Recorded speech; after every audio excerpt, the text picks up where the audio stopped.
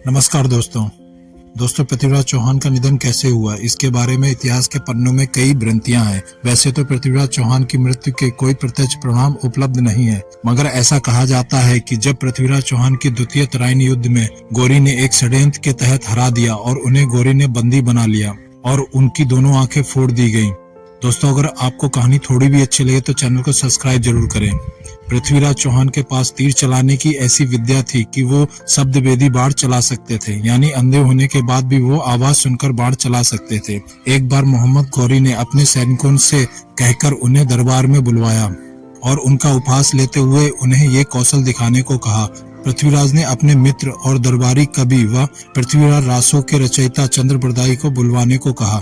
जब चंद्रबरदाई दरबार में आते हैं तो पृथ्वीराज चौहान को तीर धनुष दिया जाता है और कौशल दिखाने को कहा जाता है। तभी चंद्रबरदाई कहते हैं, 4 बांस 24 गज, अंगुल अष्ट प्रमाण, ता ऊपर सुल्तान है, मत चूको चौहान। यह चंद्रबरदाई द्वारा मोहम्मद गौरी की सही स्थिति, ऊंचाई और दूरी के बारे में जानकारी दी गई थी, जो पृथ्वीराज चौहान के स्थान से थी। इस कविता को दरबार में बैठे हुए लोग समझ पाते कि पृथ्वीराज चौहान बगैर समय गवाए मोहम्मद गौरी को तीर मार देते हैं, जिससे घायल होकर गौरी भी पृथ्वीराज चौहान की हत्या कर देता है और खुद भी तुरंत मर जाता है। पृथ्वीराज चौहान का दरबारी कवि और सखा चंद्रबरदाई के बुद्धि कौशल से पृथ्वीराज चौहान द्वारा मोहम्मद गौरी से बदला ले लिया था। फिर मोहम्मद गौरी के सैनिकों ने उन सभी को मार डाला।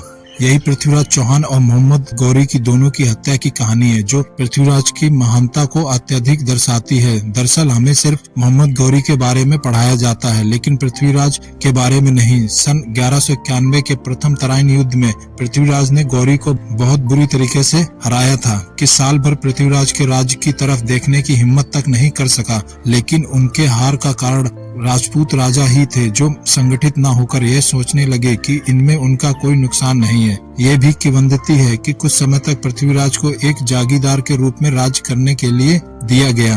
बाद में एक षड्यंत्र के अपराध में पृथ्वीराज को मार डाला गया। कुछ का मत है कि उन्हें बंदी बनाकर गजनी ले जाया गया था और वहां उन पर बहुत अत्याचार किए गए, उनकी आंखें फोड़ दी गईं। उसके बाद उनकी मृत्यु हो गई। दोस्तों, आपकी क्या राय है पृथ्वीराज चौहान के बारे में? कमेंट बॉक्स में जरूर लिखें। ऐसे ही किस्से और कहानी सुनने के लिए चैनल को सब्सक्राइब और लाइक करें। धन्यवाद।